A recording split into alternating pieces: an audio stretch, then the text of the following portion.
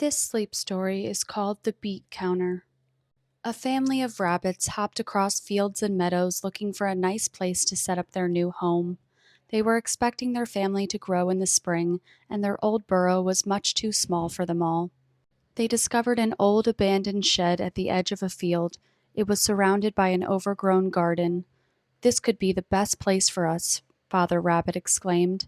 "Yes, let's take a closer look at this shed," suggested Mother Rabbit.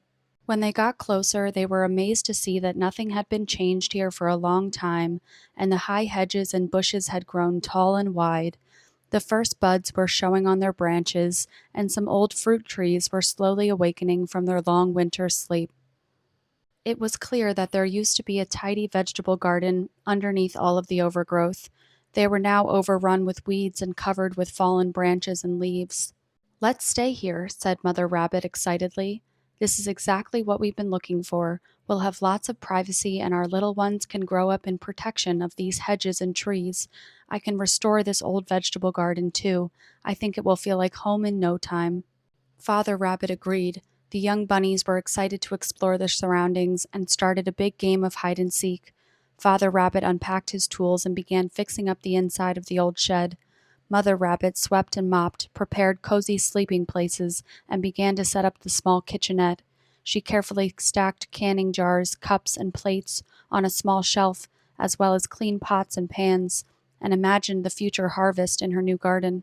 Every day, Mother Rabbit could be found in the garden clearing the beds and sowing different varieties of lettuce, radishes, and all sorts of beets.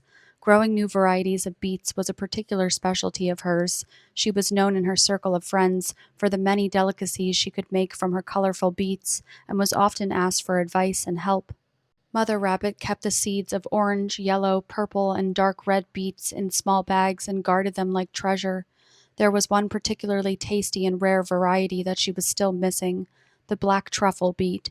She had been searching for these seeds for a long time, but she had not had any luck in finding them. This year, the rabbit community asked Mother Rabbit to bake a delicious beet cake for the summer festival.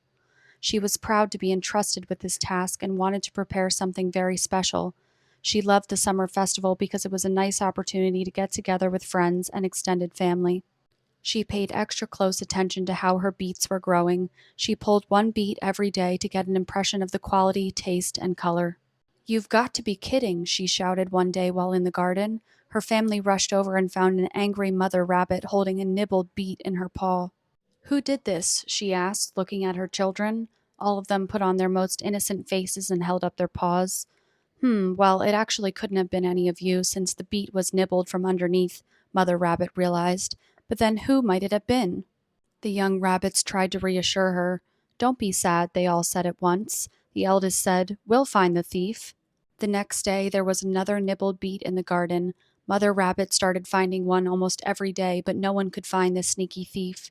They all kept a close watch. Each of the children took turns watching, but they didn't see anything during the day. Father Rabbit decided to stay up and watch through the night, but when it got dark, he accidentally fell asleep. Mother Rabbit looked sadly down at her dwindling beets in her garden. "It can't go on like this," she said. "There won't be enough left for my beet cake." She disappeared into the shed and took out a bunch of little tinkling bells. Before dark, she carefully tied a little bell to each of the remaining beets so that as soon as someone pulled the beet, the whole garden would start ringing. She was sure she'd catch the thief now. That night, Mother Rabbit and Father Rabbit stayed outside of the shed and waited. Just as their eyes started to close, there was a soft tinkling sound. They saw a very small head with tight pointed ears peek out of a small opening in the flower bed. The little creature squinted its eyes as the rabbits shone their lantern in its direction. Father Rabbit hopped as fast as he could to the garden and confronted the little creature. "Who are you?" he said in a stern voice. "I am the beet counter," said the little animal. "Oh, is that what thieves who help themselves to other people's vegetables call themselves now?" said Mother Rabbit angrily. The little creature was confused. "I'm not a thief. I'm a root mouse. I count beets." "Well, what is the beet counter doing in our garden?" said Father Rabbit. "I teach the young root mice, and we are currently learning how to count," the root mouse explained. "The beets in your garden are so colorful, not like the black ones in your neighbor's field. Such colorful beets are very rare and are much more fun to young ones to count. We didn't know that they were yours. I thought they were wild." I see, said Mother Rabbit, but why do you always just eat one? When my students have counted correctly, they each get to bite off a piece of the beet as a reward. They take another piece home to dry. In order for us to survive the winter, each of us needs a certain number of dried beets. That's why learning to count is so important. We have been practicing diligently, but have only been able to gather a little so far. Fortunately, said Father Rabbit, otherwise our whole garden would have been harvested long ago. Mother Rabbit gave some seeds from her collection to the root mouse so that her garden could be spared in the future, and went inside with Father Rabbit. They were happy that the mystery was solved. The summer festival was finally here, and Mother Rabbit began to prepare the delicious beet cake. Suddenly she remembered something that the beet counter had said about the black beets. Could it be the black truffle beets I've been searching for? She thought. She ran to the neighboring field and could hardly believe her eyes. The field was full of black truffle beets. What luck it was to meet that beet counter, she thought. Otherwise, I'm sure I wouldn't have found this rare beet so quickly. The harvest of black truffle beets were being brought in by a farmer on a large tractor. A few beets fell from the trailer as it passed. Mother Rabbit didn't hesitate for long, hopping into the field to pick up the fallen beets. She also managed to find a few seeds and carefully stored them in a small bag.